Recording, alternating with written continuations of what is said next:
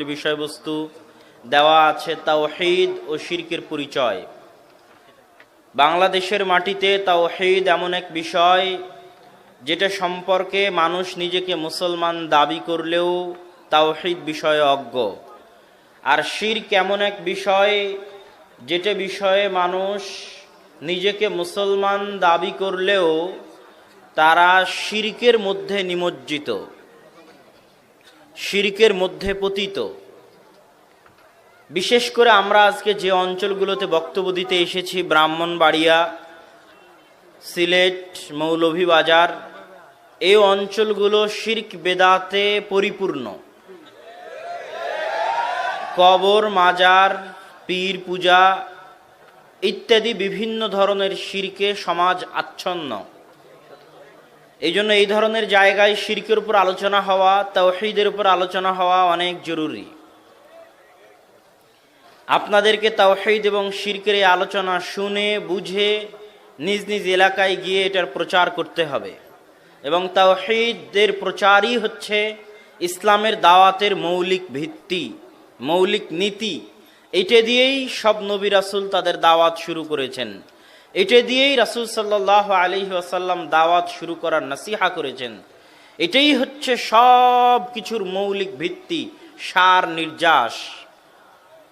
আল্লাহ সুবহানাহু ওয়া তাআলা পবিত্র কোরআন মাজিদে বলছেন, আমি আপনাদের সামনে যে আয়াত পাঠ করলাম সূরা নাহলের, আম্মান খালাকাস সামাওয়াতি ওয়াল আরজ, দুনিয়ার মানুষ তোমাদের নিকটে জিজ্ঞাসা, আসমান জমিন কে সৃষ্টি করেছে?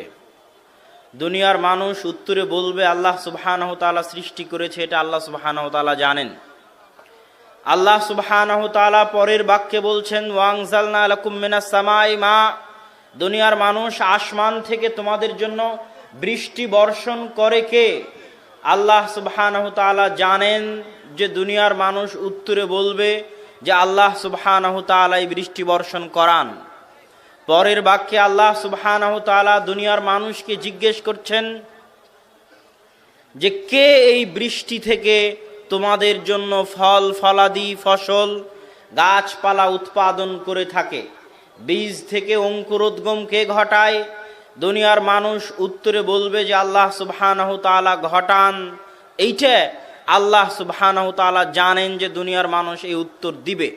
এজন্য আল্লাহ সুবহানাহু ওয়া তাআলা চ্যালেঞ্জ দিয়ে বলেছেন, মা কানা লাকুম আতুমবিতু শাজারাহা, দুনিয়ার মানুষ শোনো, আমি আল্লাহ সুবহানাহু ওয়া তাআলা তোমাদেরকে চ্যালেঞ্জ দিয়ে যাচ্ছি যে একটা ছোট্ট বীজের দানা থেকে একটা গাছ উৎপন্ন করা, একটা ফল উৎপন্ন করার পৃথিবীর সকল মানুষ, জিন, বৈজ্ঞানিক, ডাক্তার, সার, কীটনাশক, বালাইনাশক সবকিছু ব্যবহার করে পোকামাকড় থেকে রক্ষা করেও তোমরা একটা বীজ থেকে গাছ উৎপন্ন করতে পারবে না যদি আমি আল্লাহ না চাই। এটা আল্লাহ সুবহানাহু ওয়া তাআলার চ্যালেঞ্জ। এতগুলো কথা আল্লাহ সুবহানাহু ওয়া তাআলা কেন বললেন? আল্লাহ সুবহানাহু ওয়া তাআলা জানেন মানুষ উত্তরে বলবে যে এগুলোর সৃষ্টিকর্তা আল্লাহ। কিভাবে জানেন? আল্লাহ সুবহানাহু ওয়া তাআলা আরেক আয়াতে বলছেন, ওয়ালাইন সাআলতুমু, আপনি যদি জিজ্ঞেস করেন তাদেরকে, ইহুদি খ্রিস্টানদেরকে, মান খালাকাস সামাওয়াতি ওয়াল আরজ, আসমান জমিন কে সৃষ্টি করেছে? লা ইয়াকুলুন্নাল্লাহ, ইহুদি খ্রিস্টান সবাই উত্তরে বলবে যে আসমান জমিন আল্লাহ সুবহানাহু ওয়া তাআলা সৃষ্টি করেছে। সম্মানিত উপস্থিতি, তাহলে পৃথিবীতে যত ইহুদি, খ্রিস্টান, হিন্দু, বৌদ্ধ আছে তারা সবাই আল্লাহ সুবহানাহু ওয়া তাআলাকে আসমান জমিনের সৃষ্টিকর্তা হিসেবে বিশ্বাস করে, আল্লাহ সুবহানাহু ওয়া তাআলাকে আসমান থেকে বৃষ্টি বর্ষণকারী হিসেবে বিশ্বাস করে, আল্লাহ সুবহানাহু ওয়া তাআলাকে ফল ফলাদি, ফসলাদি, গাছপালা উৎপাদনকারী হিসেবে বিশ্বাস করে। তারপরেও আল্লাহ সুবহানাহু ওয়া তাআলা আয়াত শেষ করতেছেন এই জিজ্ঞাসা দিয়ে, আ ইলাহুম মাআল্লাহ, বলো দুনিয়ার মানুষ, যদি আমি আসমান জমিনের সৃষ্টিকর্তা হয়ে থাকি, যদি আমি আসমান থেকে বৃষ্টি বর্ষণকারী হয়ে থাকি, যদি আমি গাছপালা, বাগানরাজি উৎপাদনকারী হয়ে থাকি, তাহলে আমি ব্যতীত অন্য কি কেউ ইলাহ হতে পারে? পরের আয়াতে আল্লাহ সুবহানাহু ওয়া তাআলা বলছেন, আম্মান জাআলাল আরদা কারারা, দুনিয়ার মানুষ বলো পৃথিবীকে শূন্যে স্থির করেছে কে? পৃথিবীর চারিদিকে ঘুরে দেখবেন পৃথিবী শূন্যে স্থির, পৃথিবীর সাথে কোনো রশি ঝুলানো নাই আসমানের সাথে, কোনো পিলার কোনো খুঁটি নাই আসমানের সাথে।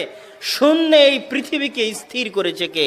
আল্লাহ জানেন। মানুষ বলবে, ইহুদি হোক, খ্রিস্টান হোক, বৌদ্ধ হোক, বলবে আল্লাহ পৃথিবীকে শূন্যে স্থির করেছে। ওয়াজআলা খিলালাহা আনহারা, এই পৃথিবীর বুক চিরে নদী নালা প্রবাহিত করেছে কে? এটা আল্লাহর জিজ্ঞাসা।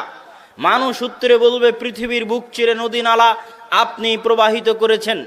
তারপরে আল্লাহ সুবহানাহু তাআলা জিজ্ঞাসা করতেছেন, ওয়াজআলা লাহা রাওয়াসিয়া, এই পৃথিবীর বুকে পেরেক স্বরূপ, খুঁটি স্বরূপ, তার স্থিরতা, তার ভারসাম্যতাকে রক্ষা করার জন্য পেরেক স্বরূপ, খুঁটি স্বরূপ হিমালয় পাহাড়ের মতো বড় বড় পর্বতরাজি এই পৃথিবীর মধ্যে স্থাপন করেছে কে? আল্লাহ জানেন। মানুষ বলবে আল্লাহ সুবহানাহু ওয়া তাআলা স্থাপন করেছেন। তারপরে আল্লাহ বলছেন, ওয়াজআলা বাইনাল বাহরাইনি হাজিজা, দুনিয়ার মানুষ দুই সমুদ্রের মাঝে, দুই নদীর মাঝে, নদী ও সমুদ্রের পানির মাঝে একটা লোনা পানি আর একটা মিষ্টি পানি, দুই সমুদ্র দুই নদীর পানির মাঝে, সমুদ্র আর নদীর পানির মাঝে আর সৃষ্টি করেছে কে? একটা আর একটার পাশাপাশি আছে, তবুও একটা আর একটার সাথে মিলে যায় না। আল্লাহ জানেন। দুনিয়ার মানুষ উত্তরে বলবে আর সৃষ্টি করেছেন আল্লাহ সুবহানাহু ওয়া তাআলা। এতগুলো কথা বলার পর আবার আগের আয়াতে আল্লাহ যে জিজ্ঞাসা করেছিলেন, ওই জিজ্ঞাসা আবার এই আয়াতেই করতেছেন, আ ইলাহুম মাআল্লাহ, দুনিয়ার মানুষ পৃথিবীকে স্থিরকারী সত্তা যদি আমি হই, পৃথিবীর বুকে নদী নালা প্রবাহিতকারী সত্তা যদি আমি হই, পৃথিবীর বুকে পাহাড় স্বরূপ পেরেক স্থাপনকারী যদি আমি হই, পৃথিবীর বুকে নদী সমুদ্রের মাঝে আড় স্থাপনকারী যদি আমি হই, আ ইলাহুম মাআল্লাহ, আমি ব্যতীত কি কোনো ইলাহ থাকতে পারে? এটা আল্লাহ সুবহানাহু ওয়া তাআলার জিজ্ঞাসা, উত্তর মানুষ দিবে। সম্মানিত উপস্থিতি, এই দুই আয়াত দিয়ে আমি যেটা বুঝাতে চাচ্ছি, এই দুই আয়াতের মধ্যেই আরো দুই তিন আয়াত আল্লাহ সুবহানাহু ওয়া তাআলা এর পরে বলেছেন। একই জিজ্ঞাসা দিয়ে আল্লাহ আয়াত শেষ করেছেন। তো আমি দুটো আয়াতই তার মধ্যে পাঠ করলাম।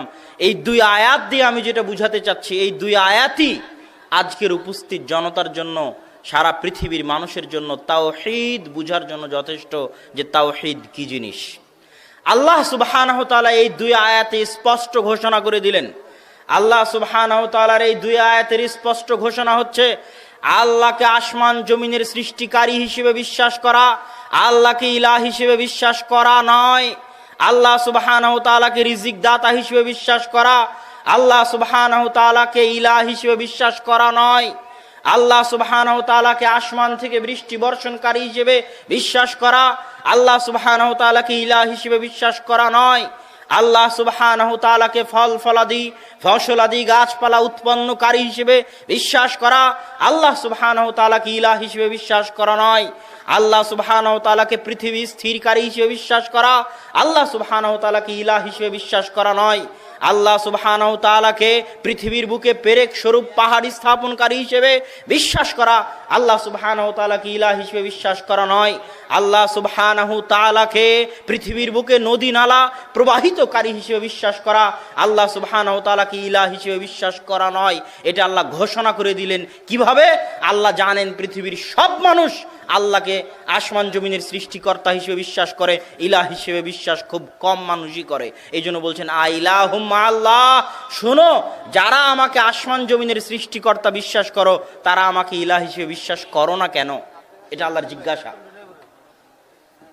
সম্মানিত উপস্থিতি, আবু জাহাল, আবু তলেব, আবু লাহাব আল্লাহকে আসমান জমিনের সৃষ্টিকর্তা হিসেবে বিশ্বাস করত। আবু জাহাল, আবু তলেব, আবু লাহাব আল্লাহ সুবহানাহু ওয়া তাআলাকে আসমান থেকে বৃষ্টি বর্ষণকারী হিসেবে বিশ্বাস করত। আবু জাহাল, আবু তলেব, আবু লাহাব আল্লাহ সুবহানাহু ওয়া তাআলাকে পৃথিবীর বুকে নদী নালা প্রবাহিতকারী হিসেবে বিশ্বাস করত। আল্লাহ সুবহানাহু ওয়া তাআলাকে পৃথিবীর বুকে পেরেক স্থাপনকারী হিসেবে বিশ্বাস করত। আল্লাহ সুবহানাহু ওয়া তাআলাকে ফলাদি গাছপালা উৎপন্নকারী হিসেবে বিশ্বাস করত। তাহলে আল্লাহর রাসূল কেন আবু জাহাল, আবু লাহাব, আবু তলেবের বিরুদ্ধে যুদ্ধ করতে গেলেন? আবু জাহাল, আবু তলেব, আবু লাহাব আমার আপনার চাইতেও অনেক ক্ষেত্রে ভালো ছিল। আজকের যারা মুশরিক, আজকের যারা তাওহীদ বোঝে না, তাদের চাইতে অনেক অনেক তাদের বুঝ শক্তি ভালো ছিল। তারা আল্লাহ সুবহানাহু ওয়া তাআলার উপর বিশ্বাস স্থাপন করত। তার বহু অগণিত অসংখ্য দলিল আছে। আব্দুল মুত্তালিব তার ছেলের নাম রেখেছে আব্দুল্লাহ। আল্লাহ যদি বিশ্বাস না করবে তো আব্দুল্লাহ নাম রাখবে কেন? আব্দুল মুত্তালিব তার ছেলের নাম কি রেখেছে? আব্দুল্লাহ। আল্লাহর ওপর যদি বিশ্বাস না থাকে তা আব্দুল্লাহ নাম কেন রাখবে? আব্দুল মুত্তালিব কাবা ঘর ছেড়ে চলে গেছে। আলাম তারা কাইফা ফাআলা রাব্বুকা বিআসহাবিল ফিল, আব্রাহার হাতির বাহিনী যখন এসেছে তখন আব্দুল মুত্তালিব কাবা ঘর ছেড়ে চলে গেছে। কার ওসিলায় কাবা ঘর রেখে গেছে? আল্লাহর কাছে কাবা ঘর সুপুর্দ করে রেখে গেছে। ইতিহাস সাক্ষী। আপনি মনে করছেন আপনি হজ করে অনেক বড় হাজি হয়ে গেছেন। আবু জাহাল হাজি ছিল, হাজি আবু জাহাল, হাজি আবু তলেব, হাজি আবুল আহাব, তারা হজ করত। কাবা ঘর তারা নির্মাণ করেছে। আজকে যেই অবস্থায় কাবা ঘর আছে এই অবস্থায় কাবা ঘর নির্মাণ মক্কার কাফের কুরাইশদের করা।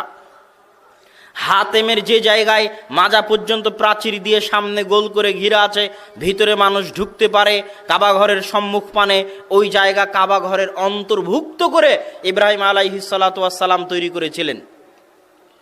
কিন্তু যখন আবু জাহাল, আবু তলেব, আবুল আহাব, মক্কার কাফের কুরাইশরা কাবা ঘর বানাতে গেছে তখন হারাম টাকা দিয়ে কাবা ঘর বানাবে না, কার কত হালাল ইনকাম আছে জমা করো, হালাল ইনকাম দিয়ে কাবা ঘর বানাতে গিয়ে অতটুকুই বানাতে পেরেছে, সামনের ওই গোলাকার অংশটুকু পূরণ করতে পারেনি, তখন খালি ছেড়ে দিয়েছে। আল্লাহ রাসূলও এটা খালি ছেড়ে দিয়েছিলেন, পূরণ করেননি। তাহলে আবু জাহাল, আবু তলেব, আবুল আহাব কি আল্লাহর উপর বিশ্বাস করতেন না?